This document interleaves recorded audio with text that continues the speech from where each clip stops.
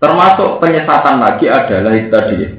Kita misalnya sebagai tokoh mentemakan sesuatu yang Quran tidak mentemakan. Itu ya termasuk wal-bahiyah birufat, termasuk kesesatan.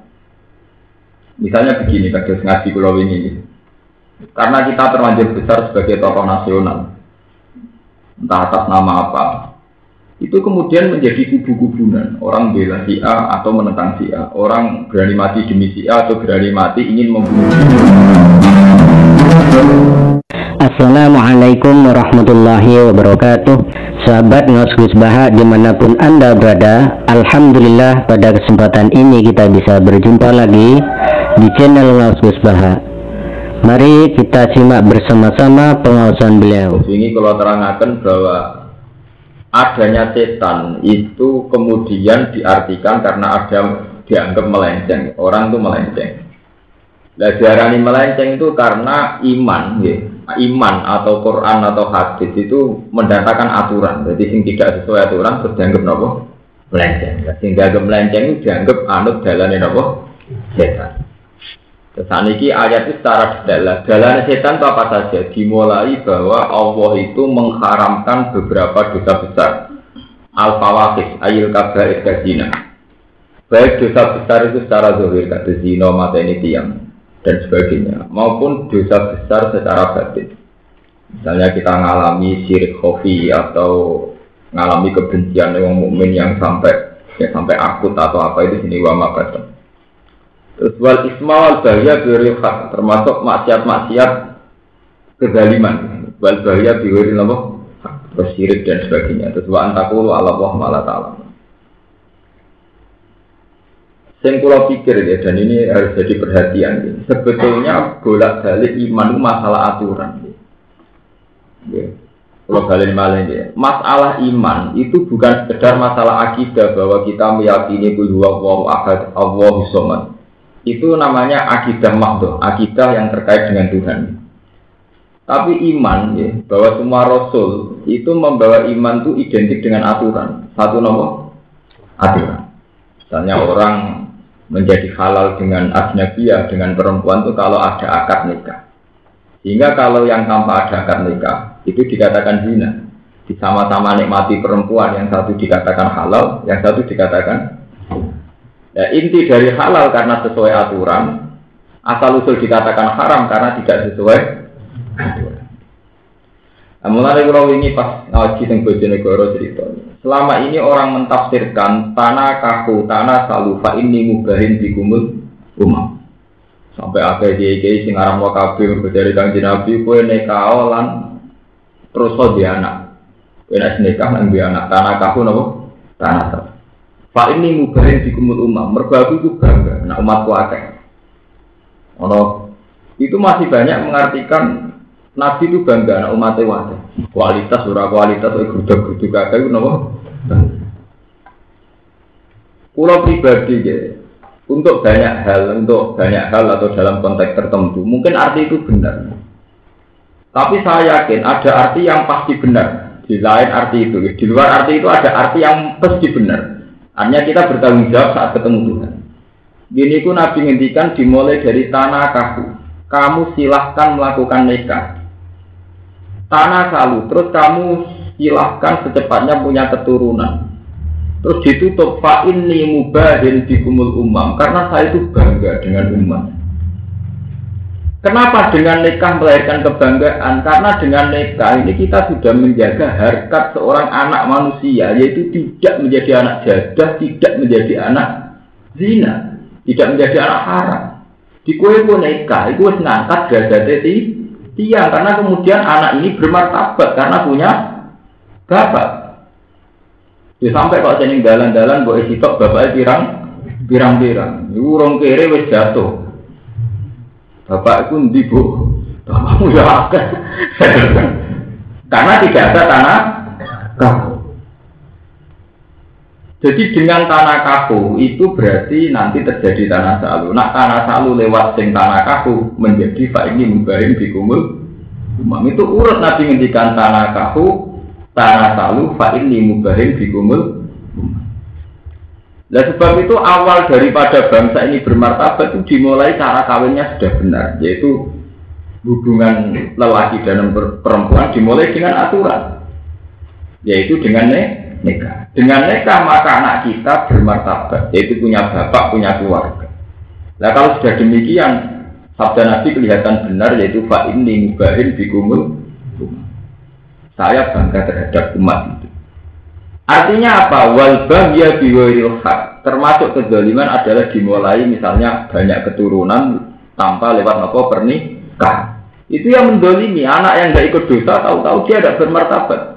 Hanya karena ibunya selingkuh, ibunya zina. Itu ya wal baghya bi ghairil. Itu yaitu tadi. Aturan-aturan yang salah, perilaku-perilaku sosial yang salah. Itu semua masuk kategori wal baghya bi ghairil. Termasuk penyesatan lagi adalah itu tadi. Kita misalnya sebagai tokoh mentemakan sesuatu yang Quran tidak mentemakan. Itu ya termasuk wal baghya bi ghairil, termasuk kesesatan. Misalnya begini, kados ngaji kula wingi. Karena kita terlanjur besar sebagai tokoh nasional, entah atas nama apa, itu kemudian menjadi kubu-kubunan. Orang bela si A atau menentang si A. Orang berani mati demi si A atau berani mati ingin membunuh dia. Kemudian agama ini bergeser dari aturan Quran hadis, ADART Islam di Quran hadis, bergeser ke ADART ormas atau parpol atau apa saja. Lah ironisnya ini yang dipegang betul oleh umat Islam, padahal mereka sebenarnya punya ADART di luar itu dan lebih prinsip, yaitu Quran Allah hadis. Pulau punya sejarah kelahiran para firqah dan trennya itu ya termasuk bahaya biril, akhirnya menjadi kesesatan. Ya kasus ini kalau matur saat Quran datang dengan ngendikan inna ja'alna sayatina awliya alilladina la yu'minun, bahwa setan itu berkawan dekat dengan orang-orang yang tidak beriman. Terus Nabi ngendikan la yazni zani hina yazni wa huwa mu'min wa la yasriku sarik hina yasrik wa huwa mu'min. Wong zina saat zina mesti imane sedang gak nempel, mesti imane sedang lepas. Wong nyolong saat nyolong imane sedang. Karena tidak mungkin menurut Tuhan, menurut agama, orang sedang iman kok melakukan perzinahan, orang sedang iman kok melakukan pencurian. Karena tidak mungkin dua hal yang berlawanan ini menjadi satu. Yaitu normal saja.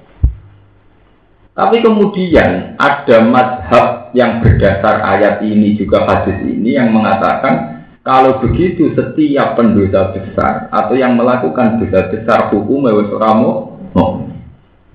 Contoh natijah kesimpulan hukum era mukmin dihalal darah. Nah kelompok ini jenenge kelompok Khawarij. Terus dengan seenaknya membunuh Sayyidina Ali, membunuh Muawiyah, membunuh sahabat-sahabat yang dianggap wis kafir. Mereka nglakoni dosa gede. Nah fatwa ini yang menyesatkan sampai sekarang menyesatkan. Berapa ribu, berapa juta umat Islam terancam karena fatwa itu. Karena di internal umat Islam sendiri kemudian terjadi percekcokan, beda pendapat, yang karena atmosfer pendapat itu menjadi darah tidak berarti. Halal darah ya halal darah ya halal darah. Itu ya termasuk wal baghya bi ghairil haq. Sebab itu Nabi ngendikan masalah besar umat ini itu dimulai dari ulama yang saat fatwa itu salah. Itu fa'afdal bi ghairi ilmin fadallu napa? Mereka fatwa tanpa ilmu fadallu napa? Hanya sesat dan apa? Itu tadi kayak kita ini polemik tentang KB. Ada kiai yang mengatakan KB itu haram karena membatasi umat Nabi. Padahal Nabi itu bangga kalau umatnya banyak. Ada yang mengatakan halal. Mergo dalil wal yakhsal ladzina law taraku min khalfihim dzurriyyatan bi'afan khafu 'alaihim, bahwa umat Islam itu harus merencanakan anak keturunannya biar nanti menjadi umat yang tidak lemah. Kerugian wis kere, anak loro kere, anak 10 luwes kere, kayak pengiran ini tidak kayak Sri Mulyani hitung-hitungan matematika. Iso wae justru anak yang akeh ini sebagai perusahaan tanpa gaji karyawan. Paham ya? Kan sakit mawon logikane diwalik to. Nak wis kere anak mok loro tambah kere terus. Tapi nak anak 10 kan wis cukup go produktivitas jadi karyawan perusahaan. Nah, rasa itu malah tambah juga. Go karyawan loro wae juga nak 10 luwih napa? Juga. Jadi sebetulnya tidak ada kaitannya jumlah banyak dengan apa kemiskinan. Tapi kemudian fatwa-fatwa tentang KB itu halal atau haram menjelma itu tadi, menjelma anarkis. Kalau ini menangis dari bodoh ini, tentu Tuban wonten seorang kiai. Beliau itu karena rasional ngalalo KB. Nah, teng daerah kula ora percaya kata, model-model ini ngoten iki kiai model anarkis. Dan itu didono tenan mbek kiai sing setuju nak, sing mboten setuju nak KB halal. Kiai itu ada teori musyrik. Sing ana kabeh, sing ngalalo kabeh wong musyrik tok, wong sing ra iman mbek rezekine pengen. Jadi teori rasional tentang efisiensi diartekno ora percaya mbek takdire pengeran. Wong teorine sederhana anak rugen lho, anake loro kere 10 luwe kere. Sakjane kan ya rasional biasa. Tapi diartekno kiai sitoke ngono iki jenenge musyrik. Jenenge ora tawakal mbek. Kan ekstrim. Wong saat kita dia anak itu kan akeh kan raniat gawe wong larat. Dipanjer ra iso ngempet ngono tok. Ora niat tapi ning sarakno apa? Saat kita anak sithik iku ya ora niat nantang kekuasaane pangeran. Ya ora kepengin nongso nemen-nemen ngono ae. Artinya kan ya sederhana sekali. Tapi kemudian diekstrimkan itu bertaruh masalah iman. Nah, itu termasuk fatwa yang menyesatkan. Ya, mulane kula nyuwun teng jamaah mriki ya, jangan sampai kula setuju fatwane Quraisy Shihab. Quraisy Shihab itu beliau saat nulis tafsir dengan banyak polemik itu, beliau di akhir tulisannya ngendikan jangan pernah kamu mengatasnamakan Quran kemudian memurtadkan pihak lain atau mengatasnamakan Quran kemudian mengkafirkan pihak lain. Beliau itu kan belajar lama di masjid, dia itu trauma dengan fatwa-fatwa pengkafiran pihak lain. Misalnya begini, kalau menangi polemik itu rekan sama gurunya, misalnya begini, orang-orang salaf yang paham ilmu astronomi akan mengatakan orang naik bulan itu mungkin, meskipun mereka baca hadis bahwa rembulan misalnya Fisama Isalisa, Fisama Erodia. Tapi banyak kiai-kiai yang masih ekstrim, munggah bulan Muhammad, bulan minggu langit ketiga. Jibril dan Nabi Muhammad ke munggah ngele rakaruan, prosedurnya ngele rakaruan. Wong biasa kok munggah pelan. Jibril kangelan, Nabi Muhammad kangelan, kudu nganggo prosedur. Kok wong liya munggah napa? Hanya karena menafsirkan bahwa bulan itu Fisama Isalisa, Fisama Erodia. Memang betul ada keterangan hadis bahwa bulan itu Fisama Isalisa, Fisama Erodia. Tapi masalahnya kan si kiai itu kadang bayangkan bahwa yang artinya sama itu ya benda padat. Benda padat entah itu dari tembaga, entah dari besi, pokoknya kira-kira ketabrak pesawat ihan. Nah, yang bisa munggah ya untuk terowongan khusus. Yang dipanikani Jibril, Mikael, bayangannya mesti begitu. Mereka sudah tidak mau belajar lagi. Andai kan mereka belajar lagi, tentu kata sama itu tidak se-ekstrim itu. Tidak se-ekstrim itu. Coba teman baca misalnya ayat kasajaratin thayyibatin asluha sabitu wa faruha napa bisama. Contoh kalimat thayyibah kaya uwit sing berkah, yaiku wit kurma. Asluha sabidun, akar-akarnya sabidun, maksudnya sabidun fil ardi.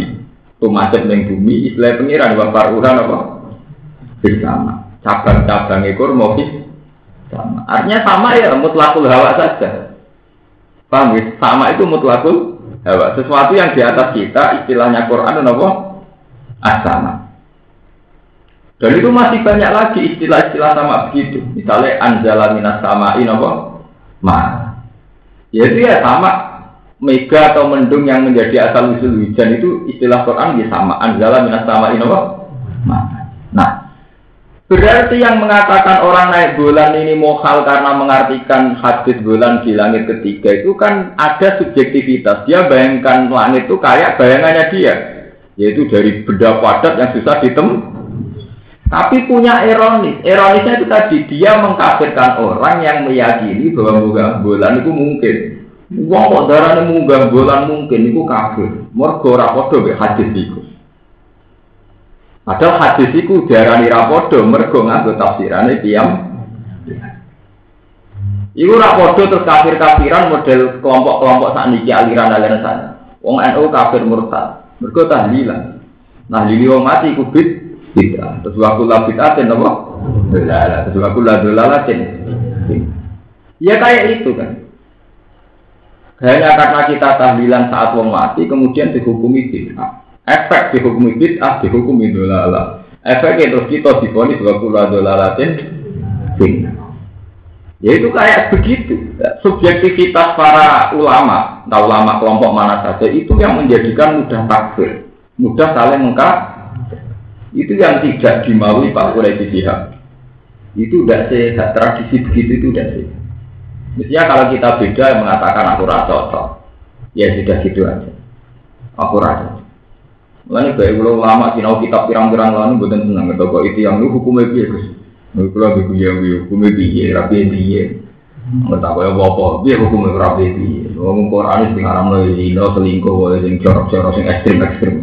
Nah, bisa cilik-cilik gue rapopo. Memang itu tadi.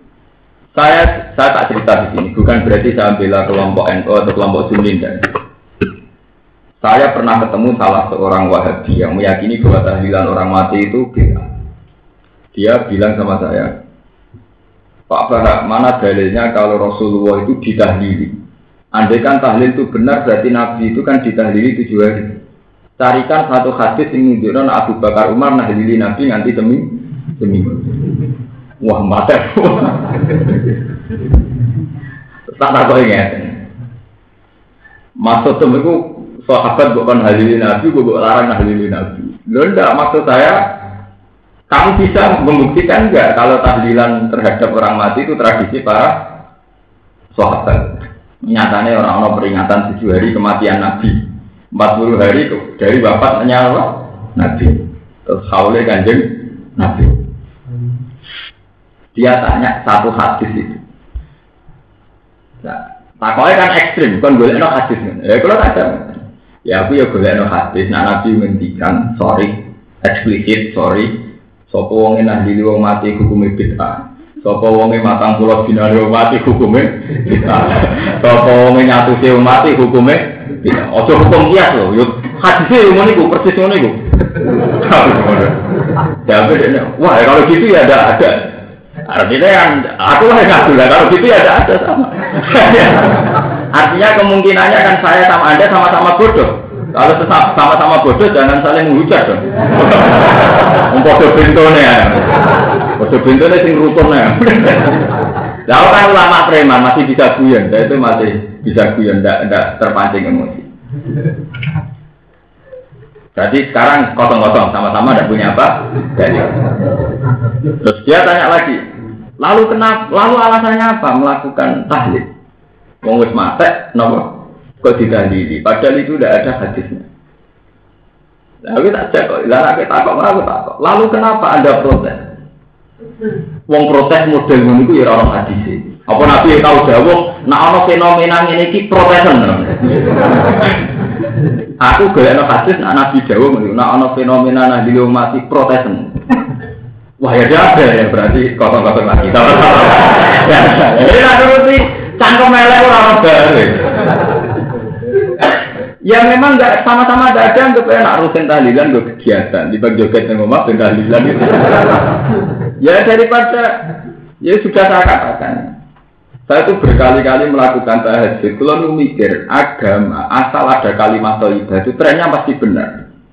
Karena manusia itu saat menghukumi tahlilan haram, juga tahlilan gede-gede gak jelas. Wong ngrungokno musik ya gede-gede gak jelas.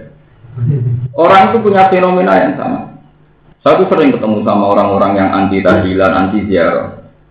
Saat ziarah kamu menghukumi syirik karena mencari hiburan di kuburan, golek padangnya di kuburan. Kenapa kamu tidak lebih menghukumi syirik orang-orang yang datang ke niklam atau ke biskop? Mereka juga ingin cari hiburan lewat nonton apa? Biskop. Mereka juga cari hiburan lewat nonton di klub. Kenapa kamu tidak berani menghukumi mereka? Wah itu kan hanya maksiat. Kok enak? Sing gedak-gedek karena musik mau maksiat. Sing gedak-gedek karena kalimat thayyibah musik. Kamu cek seneng, cek hobi nih menghukumi wong sing sedang sholat. Mikir. Itu sampai lainnya mikir ngotot terus tangan ya kuwi Bapak lho cek hobi menghukumi wong saleh ya kan tidak adil kan kalau sama-sama cari hiburan di kuburan dikatakan musik sementara hal yang sama cari hiburan ini klub nih tempat maksiat kok dihukumi napa? Fasik. Di sebab itu harus ada kesadaran bersama. Jadi kita ini tidak boleh ekstak duri ilmu. Saya sendiri tidak akan mengatakan lahir mati sunat itu tenang. Kalau sering ketemu anak cucu nih Mbak Tim Azhar itu yang dulu mondoknya sama saya itu yang cucu-cucu Mbak Tim kan banyak juga yang mondok kita. Itu beliau dulu itu ya anti tahlil terhadap orang mati. Makanya kalau sampean baca provokasi ulama Wahabi, itu cara ngarang begini, sampean saya itu kan menangi polemik bin Baz. Bin Baz itu lama populernya Wahabi dulu itu kan era sekarang kan Abdullah bin Abdul Aziz bin Baz. Kalau ulama Sunni populer saat itu kan Sayyid Muhammad Alawi. Kebetulan saya banyak bisa mengakses dua beliau itu karena saya banyak berteman dengan santri-santrinya. Saat Sayyid Muhammad Alawi itu ngarang mafahim yajibu antusohak, paham-paham yang harus diluruskan. Itu bin Baz nandingi karangan mafahimnya Sayyid Muhammad itu yang harus diluruskan. Jadi beliau ingin meluruskan mazhab Wahabi dari Wahabi dia ini cenderung apa? Dilurus.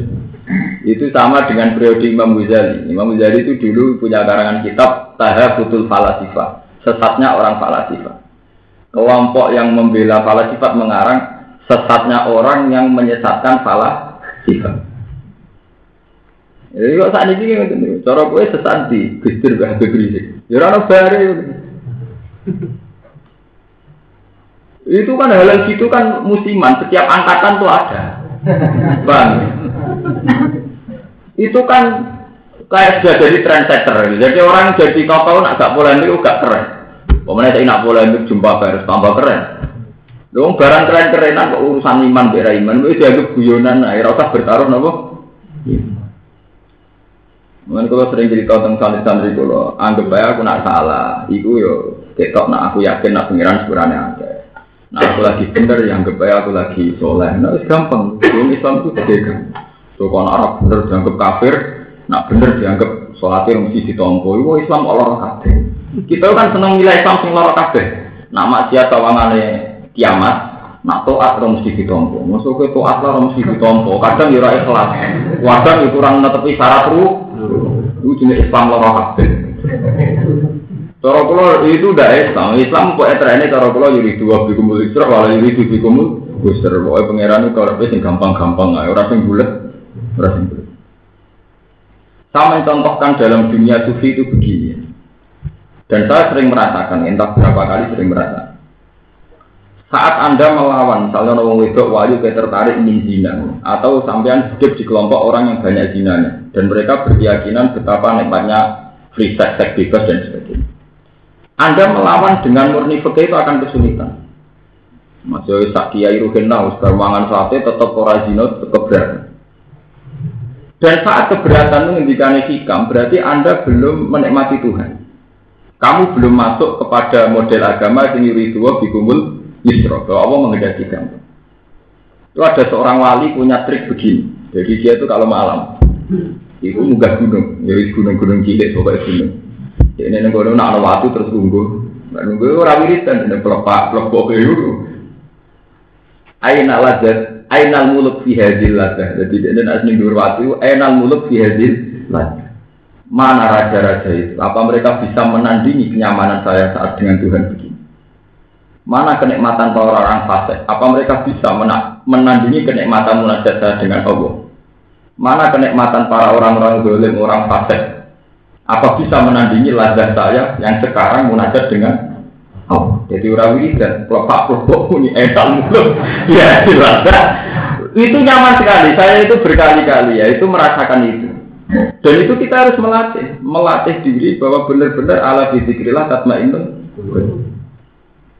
Sehingga saat mereka gamane saat kowe ning kota misalnya duwe tangga ning klub dan sebagainya, kono wis ben kasih dhewe ku ya asik dhewe siji ndek pangeran. Jadi gak usah kamu lawan yang model peke keselan kowe. Kita punya dunia sendiri. Yaitu tadi dunia keasikan dengan Tuhan. Nah dunia keasikan ini ketika dijabut Tuhan itu sudah selesai. Makna kita sebagai mukmin sudah selesai. Karena sudah tidak merasakan keberhadiran Tuhan. Itu yang disebut nih hadis qudsi.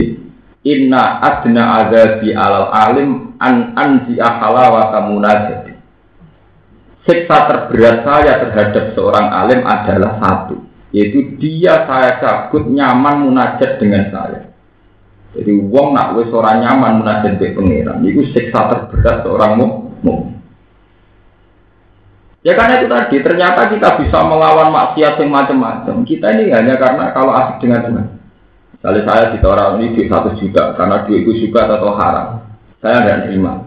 Tentu saya terus menikmati, ya Allah, duit tidak dimunculkan. Saya tanpa kaya juga sudah bisa syukur. Coba kalau kamu sudah tidak nikmati Allah. Ini duit penting. Ya ira di duit, ira melaku. Berjuang orang-orang duit, ya apa? Wah, akhirnya kita salah pakai uang itu. Ya begitu wahakala. Kami kalau kalian ini. Jadi kalau setuju fatwa model Pak Presisi ya, jangan sampai karena kita memahami 1-2 ayat kemudian mentakfirkan kelompok lain. Jangan-jangan pemahaman kita terhadap ayat itu juga masih salah. Kayak tadi itu, kamu meyakini munggah bulan itu tidak mungkin. Hanya karena berdasar aksama bahwa bulan di langit ketiga. Tetapi langit ketiga itu apa hubungannya dengan kemohalan? Itu kan karena kamu kadang mengartikan langit ketiga itu berbentuk benda padat yang bisa ditemukan. Itu kan subjektivitas kamu. Ya, jangan-jangan takbir kita itu kayak itu. Ya sama seperti begini kayak itu, kayak kelompok yang mengatakan nahlili wong mati, itu dianggap bid'ah. Bid'ah dianggap dolalah. Kenapa tahlil bersama tidak kamu masukkan kategori hadis man dzakaroni fi nafsi dzakartuhu fi nafsi wa man dzakaroni fi mala'in dzakartuhu fi mala'in khairin minhu. Dan itu saya katakan saat saya ketemu orang Wahabi. Dia ngaku itu hadis sahih. Di Muslim di Bukhari ada hadis wong sing eling aku dhewean, aku ya eling dhewean. Nak wong sing eling aku secara massal ngendikane Allah, aku ya eling dhewe secara massal. Gampangane nak kowe eling Allah dhewean, Allah nyebut dhewean. Nak eling di depan umum kados pas tahlilan apa istighosah kubra Allah ya zakartu fi malain sing khairin min. Lah kita ini enggak mengatakan tahlil itu terlanjur karena orang mati. Memang kita salah nih. Ya, fair saja gitu. Sebetulnya harus ada tradisi baru. Saat kita tahlil sampai 7 hari itu sebetulnya jangan karena orang mati itu memang salah. Sebetulnya ya zikir itu boleh sendiri, juga boleh bersama-sama. Kayak sholat itu boleh munfarid, juga boleh dengan secara jamaah. Memang kalau karena orang mati sama boleh dalil kiu tenan. Wah, sementak ngamek wis kangelan tenan. Cuma untungnya musuh kita ya kangelan itu saja. Jadi ya itu tadi mergo padha bodhone ya. Padahal memang kita lah kesulitan nyari dalil. Lah bebas oleh arah ekstrim. Ketika bebas nerangno wa kullu bid'atin dolalah wa kullu dolalatin. Terus di sarahnya diterangkan begini. Unggur ila Syafi'i, delok Imam Syafi'i oleh ngawur. Wong dekne trimo imam, wis jelas-jelas nabine muni wa kullu bid'atin dolal. Tapi dekne malah fokus sama bid'ah ila dolalatin wa hasanah. Dekne malah ceroboh utawa lancang darani bid'ah ana dolalah. Iku ora nantang nabine. Jadi perkataan ilmiah terus diduga Kanjeng. Delok lek Syafi'i le kurang ajar. Wong nabi jelas muni wa kullu bid'atin dolalah kok dekne kos sama bid'ah ila dolalatin wa hasanatin wa hadza jaru'atun minhu iku jelas lancang saka Imam Syafi'i. Nek nuruti ngoten lah, kitab-kitab yang di cekokkan sama paham-paham Wahabi itu kitab-kitab kayak itu, tulisannya bin Bas dan kayak itu. Wong kula di kanca sarang niku teng ngene Arab niku betul Sawarikul Anwar, kitab-kitab wiridan karangan Syekh Muhammad Alawi ora kitab wasilah. Wis kurang ana ilah Alawi bin sapa kitab wasilah. Niku mbek polisi Arab Saudi niku tidak-tidak. Wong kita kula niku santri kula niku. Wah nek tidak-tidak gak apa-apa Gus. Bareng diglendeng ing imigrasi kula disahadatno malih niku. Ora tidak-tidak kita diglendeng ning gone kepolisian. Paham nek imigrasi ya. Disahadatno malih. Waduh Islam mulai lahir disahadatno. Hanya karena harus dihukumi syirik, moga saiki maca kitab wasilah. Disahadatno meneh. Nek oleh tersinggung ya Allah, inane urip Islam mulai cilik. Mungkin itu maca muin, maca wahab, maca jalalain, saiki Islam dicurigai disahadatno. Ya maca dhewe asyhadu an la ilaha illallah. Wa asyhadu anna Muhammadan Muhammad wong bener. Nah sampean cara konangan maca manaqib malah disahadatno bolak-balik. Paham ya? Mohon itu yang masalah-masalah yang kalau terangkan bahwa jangan sampai kita ngalami apa wal bahya fi ghairil. Jadi bahya fi ghairil itu dimulai misalnya kita selingkuh. Itu termasuk bahya ala dzurriyyah. Anak kita enggak pede karena tidak punya bapak. Sama seperti kita fatwa bahwa si A tidak mukmin itu yang menjadikan orang tidak bermartabat. Mergo dihukumi tidak nopo mukmin. Itu termasuk bahya fi ghairil. Pun kalau saya terusakan ya bani Adam imma ya'tiyanakum rusulun minkum yaqussuna 'alaikum ayati terus famanit taqwa wa aslaha fala khaufun 'alaihim wa la hum yahzanun. Ngendikane Allah bani Adam niku angsal jatah rasul. Sing rasul niku yaqussuna 'alaikum ayati. Ciri utama rasul niku sering nyeritakno keagungane pengiran. Kalau kalian balik, ciri utama Rasul itu sering nyeritakno keagungan pangeran. Yaqussuna 'alaikum nawa. Ayat. Misalnya cerita kados wiridan Nabi Subhanallah bihamdi ada khalqi wa ridho nafsi rabbana lakal hamdu mil'us samawati wa mil'ul ardi. Jadi ciri utama Rasul yaqussuna 'alaikum nawa. Setelah kita ikuti bersama pengawasan Gus Bah di channel Gus Bah. Semoga kita semua oleh Allah diberikan ilmu yang bermanfaat. Amin.